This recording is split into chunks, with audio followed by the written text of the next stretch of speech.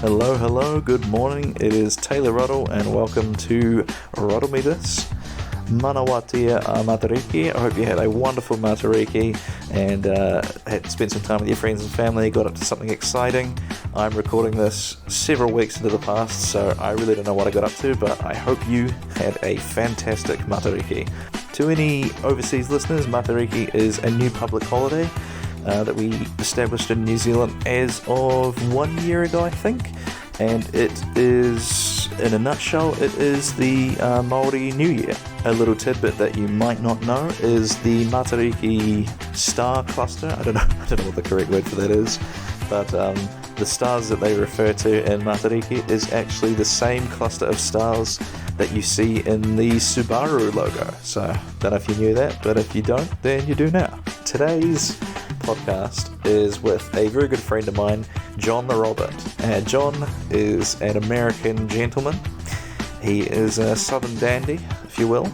I think he's from the south. Anyway, today I'm catching up with John to talk about the great American pastime, baseball. This is kind of following on from my last podcast with Big Jimmy Small, where he teaches me kind of the basics about football from the US. I had a good time talking with Jimmy about football, and this, I guess, is a continuation of that series in which people attempt to help me understand sports. So John the Robert is a stand-up comedian, very good friend of mine. I have known him for a few years now. He and I both have a similar history of living in Japan for a little bit, and we've both been gigging together for about 3 or 4 years now in Christchurch. He's got a little bit of experience doing musical gigs as well. He's a very well-rounded, multi-talented man, and I'm a big fan of John. So as you can imagine, I was very excited to sit down and chat with him about this. Ever since I saw the movie Moneyball, I have found the game of baseball to be really interesting, but we don't really have a big baseball culture here in New Zealand. So I thought it would be good to get John to explain to me some of the basics, some of the intricacies, and basically just go over why he loves the game of baseball so much. We recorded this one at 7 in the morning, which for me, and my currently unemployed / full-time creative, that'd be a generous way of putting it, it was the earliest I've had to get up in a long time. So if my voice is a little weird, I'm a little sleepy, I do apologise for that. But it was a really good interview. We managed to stick to time, keep it under 40 minutes. That's a personal best for me. Usually it's easier going longer than it is shorter for me. The internet connection was pretty good, but there might have been one little tech hiccup at the start, but it only happened once, so just stick with it, and I'm sure you're going to enjoy the rest of the interview. So with that, let's welcome to the show my friend and yours, John the Robert. Good morning, John, and welcome to the podcast. Hey, Taylor, how you doing? It is an early morning for me. I am I'm not an early riser. I imagine this is kind of... You've been an early morning person for a while, have you? Yeah. Not really by design, but Yeah, by need, I guess. So I think this will be your first official appearance on the podcast. The listeners probably won't know, but we've done a few tests. We're kind of noodling a few ideas around. It'll eventually get released, at some point. But so this is your first proper appearance on the podcast. I'm really glad to have you with us. Thank you. So today we are going to be talking about baseball. Yes, one of my passions. I love baseball. I've been a big baseball fan since the first World Series I can remember was in 1982, and I would have been about 7 years old. So ever since then. So for the listeners out there with a keen intellect for accents, you'll notice that I am from New Zealand and John is from America. So I can't remember how we got onto the topic of this. I think you just brought it up one time when maybe we were at a show or at dinner or something. You wanted to talk about how sports are sort of interwoven with American culture, right? Yeah. I mean, and I think, probably most these days, certainly most Western countries have got a culture of sport. Course, There's certainly a big culture of sport here in New Zealand, and the culture around sport is unique in different places. So I think the American sports landscape is a real mystery to a lot of Kiwis, and I find myself being asked about it all the time and talking about it quite a bit. So maybe that's how we got onto the topic.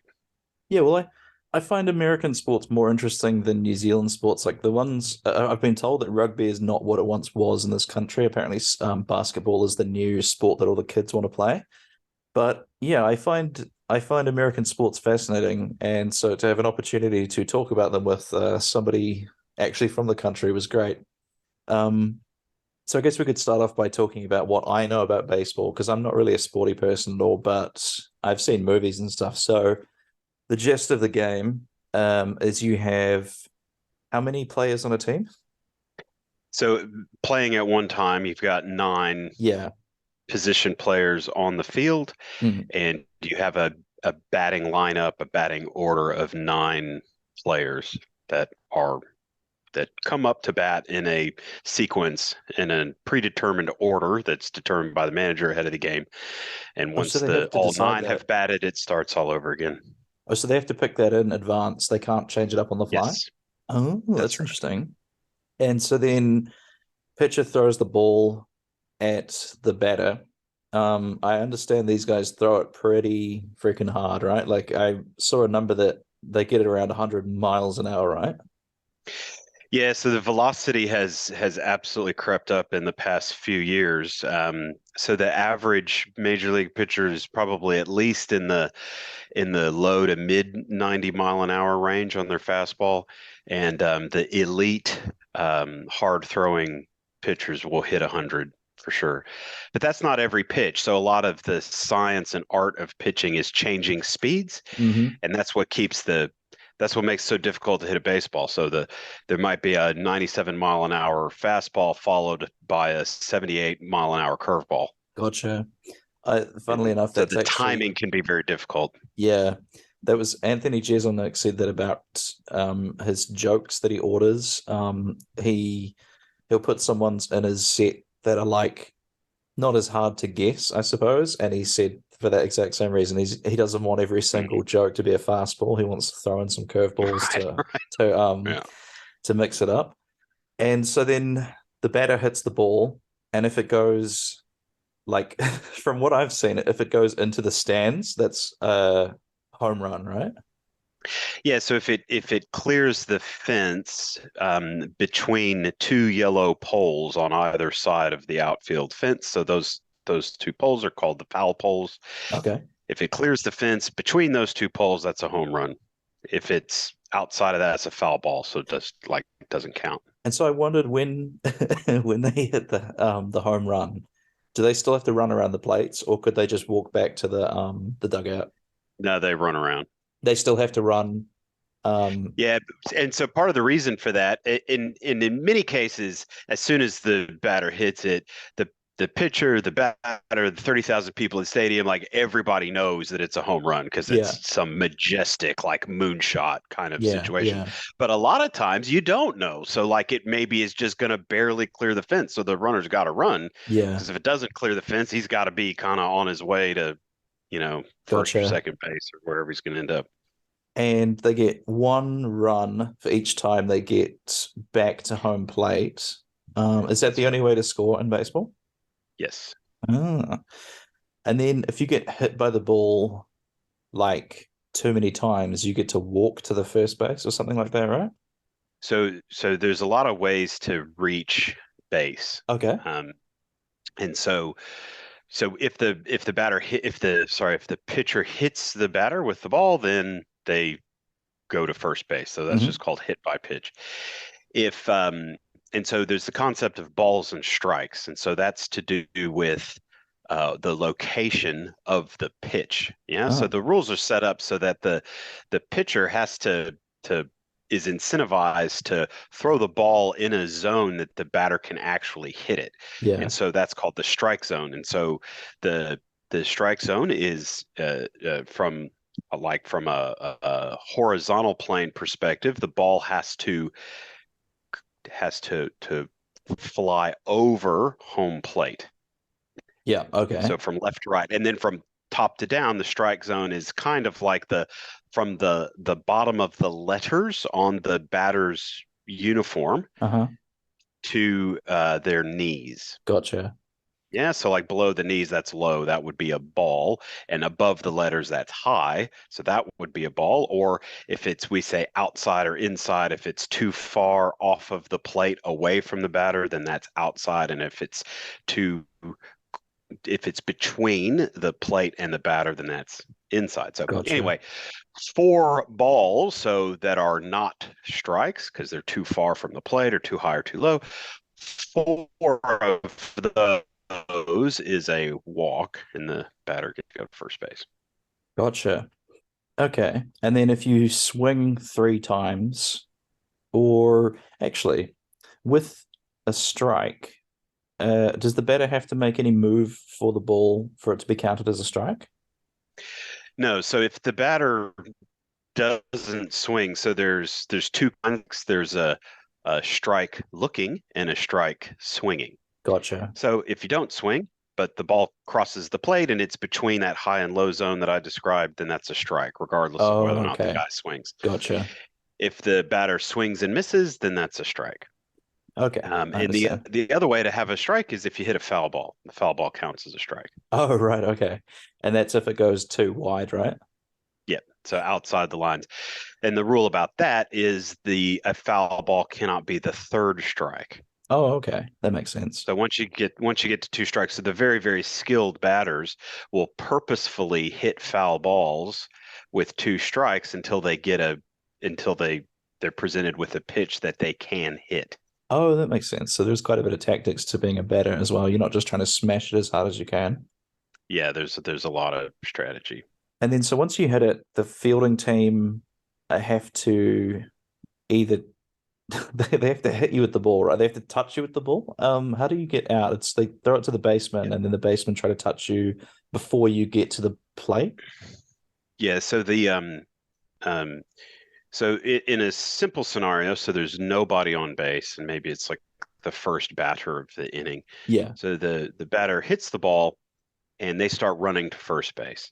So what the defense wants to do is they want to stop the ball and then any way they can. So a simple way to get somebody out is to catch the ball in the air. Oh, if you catch it before it Right. touches the ground, you're out. So yep, if you catch the ball in the air, the batter's out. Oh, okay. That's Yeah. it. Yeah. Um, but another very common way to get out is maybe you hit the ball on the ground and it rolls to the infield, and uh, one of the fielders will grab the ball with their glove and throw it to first base. If the ball gets to the first baseman before the runner, then they're out. The runner's out. Gotcha. And yes, yes, okay, I understand that. And then is there any other rules that I haven't mentioned or anything like that? Because that's kind of the gist of the game, isn't it? Yeah, I mean that's the gist of it. The rule book is literally a book, Yeah, so of there's a lot course. of rules, but Yeah. that's enough probably This is a to very brief understand the overview. basics. We're kind of Yeah, more yeah, interested yeah. in the culture behind baseball, I think, than I just wanted to make sure I kind of understood how it all works. Yeah, and Um, there's three strikes and you're out. There's three outs in an inning when then they change sides, so after three outs, the the fielding team goes into bat and the batting team oh, so goes you out only have on to the get three field. players. You only have to strike out three players to swap over. Yep, that's right. So Wow. there's three outs and there's nine innings. Yeah. So in a whole game, in order to win the game, you need to get 27 outs. Oh, okay. Gotcha. Yeah. And I was going to say as well, you were telling me that they play heaps of games in baseball, don't they? That's right. So each major league team plays 162 games. Oh my God. And then NFL, that's multiple games a week, presumably, right?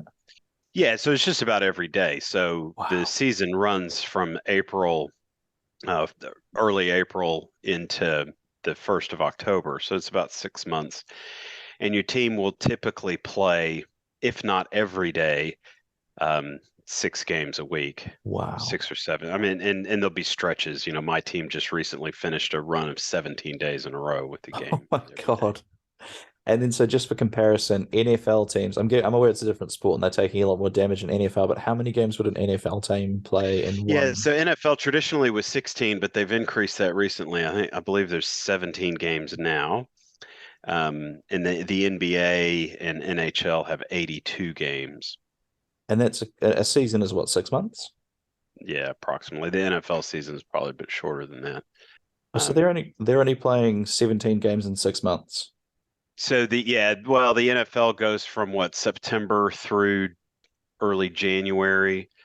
Um, and that's kind of the initial competition, and then there's the kind of postseason playoff tournament after that. Okay, gotcha. So yeah, players play a lot of baseball.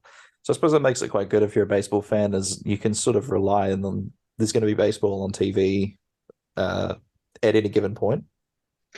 Yeah, that's right. And that's one of the things I really like about it is because it is an everyday game. It becomes kind of part during baseball season. It's just sort of becomes a real kind of part of your life, Like a like ritual every almost, day. right? Yeah, I mean, I don't necessarily because of so many games, like you can't physically watch every game, Of but course, yeah. um, and now I've with the technology available, I've got, the MLB app. And so if I'm out and about, I can listen to the radio broadcast of the games wherever I am, or if I'm at home, I can, Yeah. you have the game on TV, or even if I just miss a game, I'll watch the highlights at night, or I'll just, look at the summary of what happened in the game or whatever. And it's just, yeah, it's a lot of fun to kind of follow a team every day throughout the season. Yeah. I'm a little bit like that with pro wrestling because like much the same with YouTube and all the apps and stuff. It can be quite nice to get home at the end of the day and then just go through your highlights of your team. Well, in my case, it's like my favorite wrestlers and stuff like that. Um, I was going to ask this as well about the idea of like a superstar in baseball because we were talking about Showtime from the LA Angels. I'm just a he's the only baseball player I know at the moment, and because he's from Japan, I'm just like, yeah, go dude. Mhm. Um, are there superstar players on baseball teams, or at this point, is it like the Yankees as an institution or the Red Sox, whatever, will be like the kind of the draw rather than individual players? So I think that's a pretty interesting question. So there are absolutely superstar players, and Hmm. Shohei Ohtani is, well, internationally, certainly the most famous baseball player at the moment, and that's because he's so incredibly unique. Hmm. Nobody's done what he's done, like literally in 100 years. So Just so for baseball. context, he is a pitcher who can also hit really well. That's right. And Yeah, and baseball just does not have that concept. So in cricket, there's the concept of the all-rounder. And in baseball, it just absolutely does not exist and yeah, hasn't existed for over 100 years. And so for so Otani has kind of broken the mold, and is an unbelievable talent. But yeah. aside from that, there's certainly superstar players. So Aaron Judge plays for the Yankees. Mike Trout is I've probably the heard that best player of name. his generation. He also plays for the Angels. My team, the Astros, have got some, very quality superstar players who are incredibly popular in Houston. Of course. Eh, but in saying that, I think baseball has not done a very good job of kind of marketing its superstar players, not nearly Ah, as well as the NBA or the of course. NFL. So I think there is something to that the logo of teams is probably more valuable than individual players, right? And again, it goes back to like the everyday thing and the following a team and it takes a bit of time and whatever emotional, intellectual investment to really follow Of baseball. So course, I yeah. think it's the for me anyway, it's certainly my team is what's most important. But then of course, my team is made up of individual players, and so Yeah. there'd be players that you really like, and yeah. Oh, this song we could also talk about is I got into this a little bit with Jim when we were talking about football teams. The like let's say you were a city in America with a lot of money. Could you just make a baseball team? No. So there is a process to getting kind of selected by MLB to make one. Of So I should walk that back. So course. you can make a minor league baseball team. So that's another kind of part of the culture of baseball is there's a whole system of minor leagues which are Hmm. underneath the 30 major league teams. Yeah. Now, most of those minor league teams are what we call affiliated. So that means they're attached to one of the major league teams. Oh, so they're And like a feeder so, league kind of thing. yeah, that's right. That's But very there cool. are, but outside of that system, there are independent leagues, yeah, that kind of operate in this parallel universe. And they're typically they are kind of I think for the most part, independent leagues are they're sort of off to the side and probably of lower prestige, I think, than the affiliated leagues. But there's yeah, like so like a rich guy in, you know, so Savannah, Georgia is a good example because they have this. There's a famous team called the Savannah Bananas that do some really crazy, like seriously Yeah, whacked out marketing stunts. awesome. And you know, so like a rich guy in Savannah could just start a baseball team, but Ah, that is never going to be a major league team. of You know, course. So then could a minor league team get into the major league? Like, can no. they? Because oh, so you're in that league for life, kind of thing. Yes, the Oh, players move around. yeah, So the concept of like relegation and promotion that they have in European soccer doesn't apply in American sports at all. So the gotcha. the teams don't sort of move up and down, but the players do, Yeah, or the players can. You that know, was one thing I remember from the movie Moneyball, is they were talking about trading players, which seems so some to me as someone who's not in sports, it seems crazy that you could just have to move a city like, at the drop of a hat. Does that kind of Mm. thing happen a lot, or was it dramatized for Moneyball? Like, would players just get traded like at Yeah, it happens a lot. So it doesn't it happens a lot at certain times of the year. So it uh-huh. doesn't it's not something that really happens every day. So now we're having this conversation on June 19th. Yes. Still pretty early in the season, so we're still in the first half of the season. The trading really picks up around mid-July, and there's Ah, a well, really the month of July. So there's a trading deadline, oh, which I okay. believe is it used to be August 31st, but I think it's changed. Feel like now it's August 1st. And so there's a flurry of activity in the few weeks before the Wow. trade deadline. Yeah. And then in the winter, so in the off season, that also there's trades that happen. So if you're not having a great season, you'll see that August 31st creeping up and you'll be like a little bit nervous, like, oh no, like, am I going to get Yeah, traded? it depends. There's a lot of factors that go into that. So there's the concept of teams that are either buying or selling. So if your team's not going well, your teams that you're having a terrible season, you're not going Uh-huh. to make the playoffs. There's kind of no hope for this year. You might think, well, I've got a player who's actually very good, who's valuable, but doesn't really fit into the long-term plans of building my team for Uh-huh. next year, the years following. So maybe I'll trade that player to a contending team and maybe I'll get two or three, very young prospect Gotcha. minor league players, right? And the idea behind doing that is those those minor league players, they will pay off in the long run. It might Yeah, be they'll 2 or 3 years before they play in the major leagues, but they'll have, high potential. gotcha. So you could buy a player from the minor league and bring them up to the major league.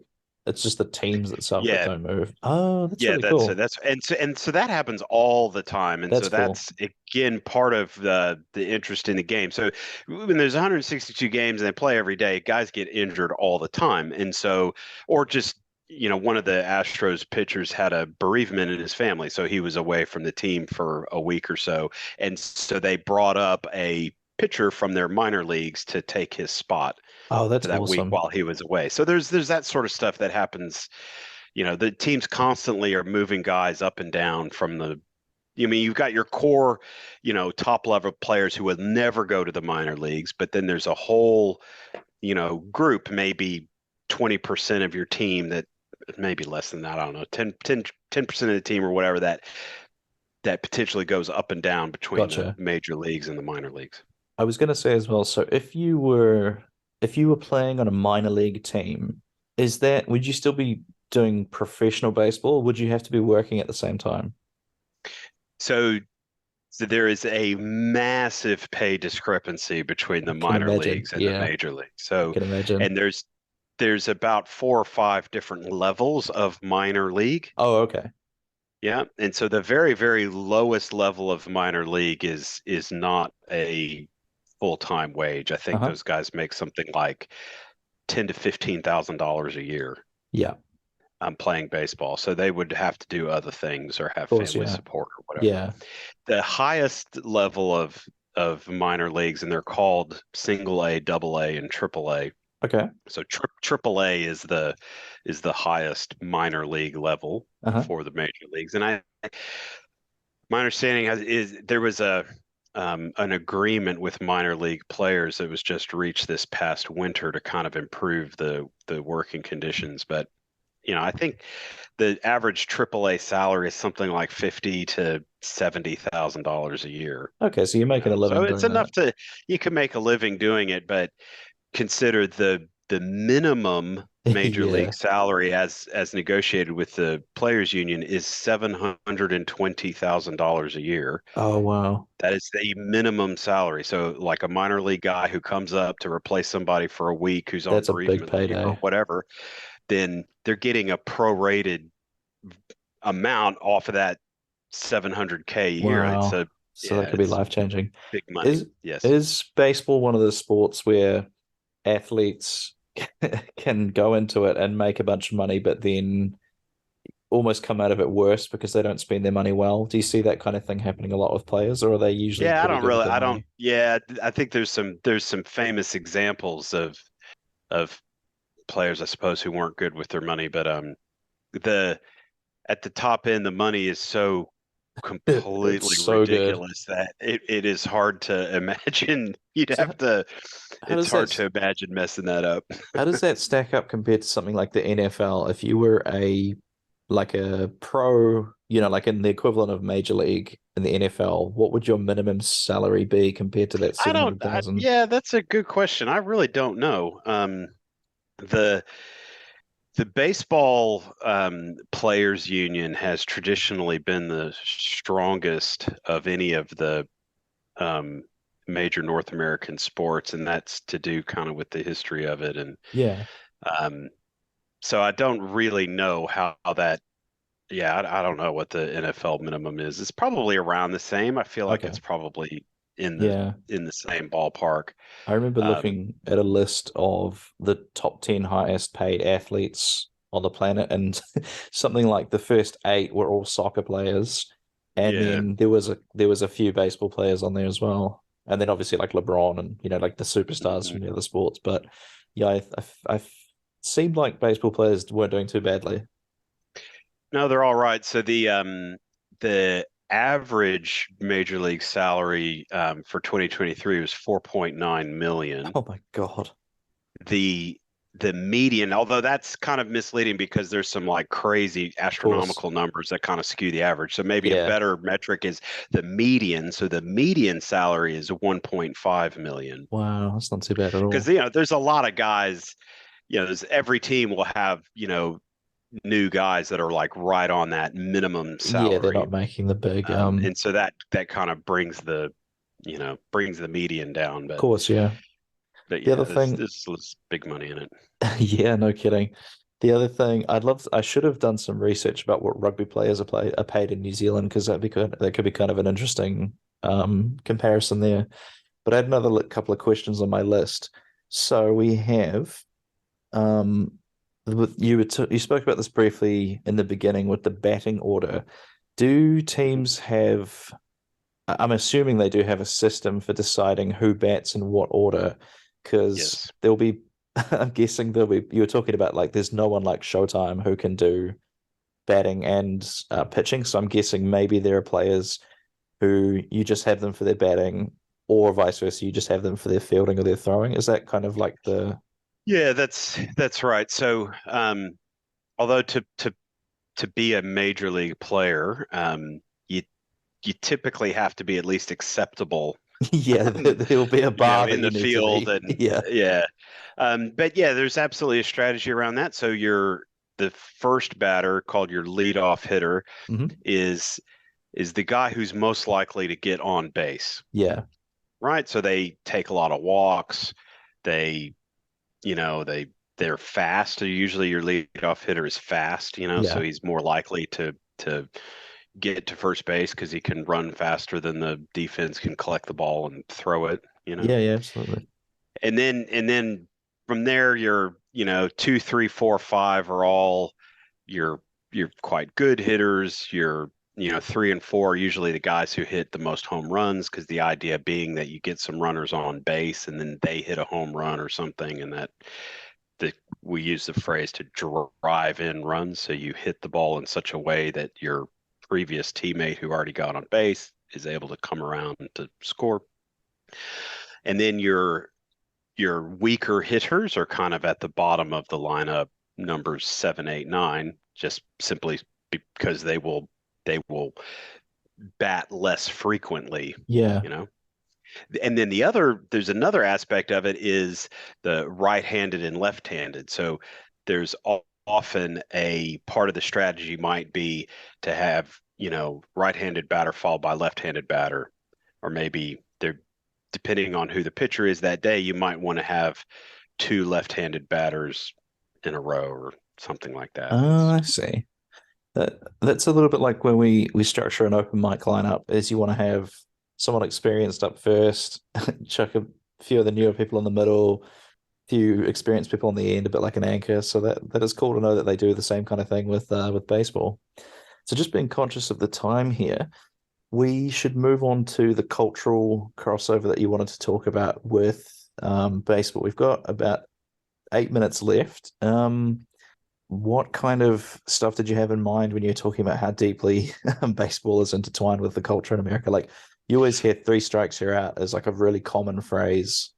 And even here in New Zealand, you know what I mean? Like I imagine there's a lot of terminology that we got from baseball. It certainly seeped into the language. I mean, in baseball was the first professional sport in the States. The earliest professional baseball goes back to the 1870s. It's Wow. been going for a very long time. I think another really interesting aspect of baseball that is perhaps not appreciated in non-baseball playing places is the the international aspect of it. So um, I'm sure somebody's written a dissertation on this, but um, I I have a theory that I guess at least in from the from like a colonization point of view, if your country was colonized by British people, then you probably play cricket. And if you were colonized by Americans, either politically or economically, then you probably play baseball. Yeah. And We both lived in you Japan for a see spell that. and they love baseball Yeah. over there. Yes, yes. What are some Yeah, other Japanese love baseball, as do Cubans and Yeah, I was going to say Dominicans there's a and lot of Venezuelans. yeah, I saw a Key and Peele sketch where like 90% of the team were all like you said Cuban, Dominican and stuff. And I assumed that was wise because I'm guessing America had, had something to do with that back in the colonization days. Yeah, there's a lot of Dominicans in Major League Baseball. Yeah. Like a lot. Like every team, I think, has multiple Dominicans. Yeah. So would it be how would a player make it from the it's Dominican Republic is the country, isn't it? How would Yeah, it do they have, I'm guessing maybe the Americans have scouts over there or something yeah, watching the whatever their league is to bring them yep. to man, Yeah, how cool yeah. would that Well, be? and younger than, like there's scouts watching high school games and there's Wow. baseball academies. So my Oh, team, the wow. Astros, were one of the first to put together an academy in Venezuela. I think it maybe in the 90s. It's been going for a long time. And so they set up a baseball academy in Venezuela looking for, trying to identify talent. Gotcha. And so they might sign a a player when he's I don't know what the rules are around the age. I feel like they got to be 16 or 17 or something. But Yeah. so they might sign a very young player and get him into the minor league system when he finishes high school. Wow. Um, and then, they kind of go from there. That's brilliant. I guess I was gonna say as well, the cool thing about sports, like well, the one thing we suffer with a little bit with stand-up comedy is you can't really go and do it in a country that you don't speak the language in. But because baseball is like you know, there's no real, you don't have to be communicating verbally with your teammates for most, you can kind of see if someone's going to throw the ball to you, or if you're the batter, you just got to stand there and wait for the ball to fly at you to hit it. So I imagine that makes it a lot easier for people to do it professionally if you're not from Yeah, America. I've always thought like I think it is probably I assume that it's more difficult for the Japanese guys because Japanese players in the major leagues is relatively recent, really just since the 90s that's become a thing. Oh, okay. There's a lot of Japanese players now, but there's still you might only have a lot of teams might only have one, or Yeah. like my team, the Astros, doesn't have any Japanese players, but every team has got so many Spanish speaking players that the game is very bilingual. I mean, and even the stadium in Houston, I went to some games last year. The stadium is fully bilingual. The fans are bilingual. Houston is a city's very bilingual city Because you guys anyway. are right next to Mexico, aren't you? Yeah. Yeah. So the I think any of the like managers, the coaches who've been around the game for a long time, I think just about all of them will at least speak baseball Spanish, you know. Baseball Spanish. I That's mean, you'd great. have to because Yeah, of course. there's just um, so many Spanish speaking players. Yeah. And then just in the last few minutes before we wrap up, what is your history with baseball? Did you play when you were younger? And like, I guess, how common is it for parents to kind of push their children into playing it when you're growing up in the States? Yeah, when I grew up, it was kind of everybody played baseball. Yeah, I played until I guess through middle school. I didn't play in high school, but I guess probably started when I was 5 or 6 and up until about the age of 13 or 14 or so. Yeah. I think what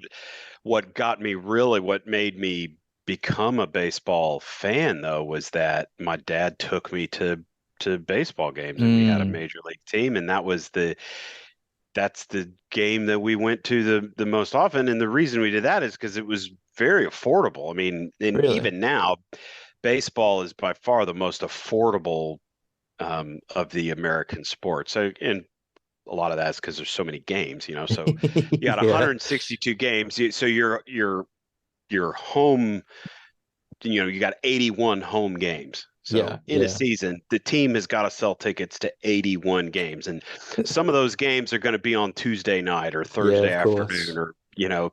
And so there's a lot of tickets to be sold. So there's always, discounts and stuff. When I was a kid, the local public library had like a summer reading program or whatever, and you Of take off all these books that you read and you get some tickets to course, yeah. baseball games. So Brilliant. we went to a lot of baseball games. We as a child, I think, we went to a handful of NBA games, but even then in the 80s, the NBA games were very expensive. So that was like a real treat, or some Yeah. kind of special one-off thing. Whereas, going to baseball games is just like going to a movie or something. We Yeah, I was we going to did say, that all the time. from what I've seen of people going to baseball games, is it seems like it's not as constantly action packed as something like the NBA. So people almost go for like the hang, they'll have like there's Yes. the image that we have in our head of like beer, hot dog, dad and son watching baseball, and like they're kind of watching, but also, you can, I guess that's a benefit is that you don't really have to be paying super close attention to enjoy baseball. That's right. Yeah, that's exactly right. And there's the strat you can enjoy it on a lot of different levels. So Yeah. you can kind of just sit there and see the whole spectacle of the architecture of the stadium. That's a whole other thing. The Yeah. the aesthetics of the uniforms and all that sort of stuff, the sound of the game and everything. Or you can really, really geek out at a deeper level about the strategy and the what pitch is going to come next and who's batting when and what's the manager thinking. And you can get into all of that. Yeah. So, but I think you could say the same for any sport. There's a lot of different levels of interest that you can choose to engage with. That's brilliant. Well, we're basically running out of time now, so we'll wrap it up there. Let's try and do another one about baseball or American sports. So, John, thanks for joining us on the podcast. I'll chuck all of your No social worries. links in the in the description. But yeah, I hope you have a great rest of the day and appreciate you joining us. No worries. Thanks, Taylor. All the best. You too, man. All right. See ya. And we are back. I hope you enjoyed that interview. I very much enjoyed having the conversation with John, and I think it might be good to bring him back and talk about some other American sports. Maybe we could talk about American football.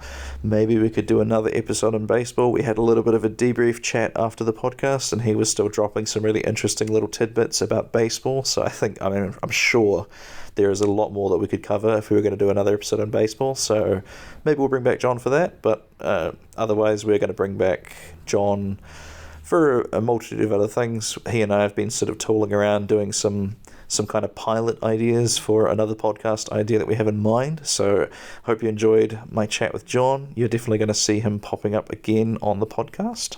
If you would like to check out some of his comedy, you can find him on social media. His Facebook page is the only one that I think he uses, and that is facebook.com/John the Robert. First name John, middle name The, last name Robert, as his catchphrase would imply. As for me, as always, I am on every single social media except for Twitter at Taylor Ruddle Comedy. Check out my mini comedy special, all my COVID jokes for free on YouTube, 15 minutes of COVID jokes. In terms of gigs, I don't think I have a lot to plug in the way of public gigs at this point. I am recording this one a few weeks into the past, so we may have announced some new ones since then. So as always, go to candocomedy.com or check us out on Facebook, facebook.com/candocomedy to find out what we're running. As for me, I have quite a few private gigs that I'm going to be doing over the next few weeks, which is quite exciting. I sometimes host this thing called Beats by Bingo, which is a musical bingo kind of party game. It's really cool. I enjoy it a lot. Heaps of fun. Good money for us starving artists here. But yeah, if you have a venue or a private event that you think you might be interested in hosting Beats by Bingo at, go to I think it's bitchandbingo.com, and that's the kind of company name. And check that out. It's heaps of fun, really good for fundraisers. It's kid-friendly, all that good stuff. Oh, one more thing I should tell you. My pop quiz. I actually had a chat with the owner, Dean, awesome guy at Meepleopolis, and we have increased the frequency of the pop quiz to the 2nd and 4th Wednesday of the month. So I believe for July, that is the 11th and the 25th, and then every month following that, it's the 2nd and 4th Wednesday. So if you haven't had a chance to check out my pop culture quiz, the pop quiz, head along to my Facebook page, Taylor Ruddle Comedy on Facebook, and check out when the next date of that is going to be for you. I'd love to see you along. It's heaps of fun. Only costs you $10 to play, or you can order some food and you get to play. You can win vouchers for prizes, and it's basically just a fun old time. I really enjoy hosting it. So that's all from me. Really appreciate you listening. Hope you have a wonderful rest of the week, and I hope you've got heaps of exciting things coming up on the weekend.